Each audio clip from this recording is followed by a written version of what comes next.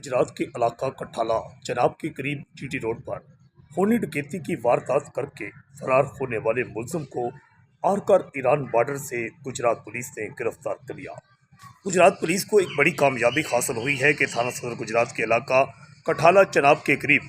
खूनी डकैती का वाक़या करके मौका से फरार होने वाले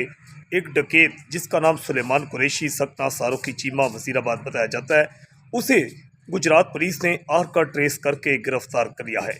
इस सिलसिले में ये इत्तला सामने आ रही है कि सुलेमान कुरैशी पर यह इल्ज़ाम है कि उसने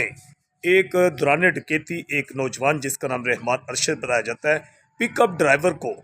दौरान वारदात मज़ाहमत पर फायरिंग करके मौत के घाट उतारा था और इस दौरान फायरिंग की जद में आकर सुलेमान कुरैशी का दूसरा साथी अली हसन कुरैशी सकना सारों की चीमा वजीराबाद भी जख्मी हो गया था, जिसे वो मोटरसाइकिल पर चादर में बांधकर मौका से लेकर फरार हो गया।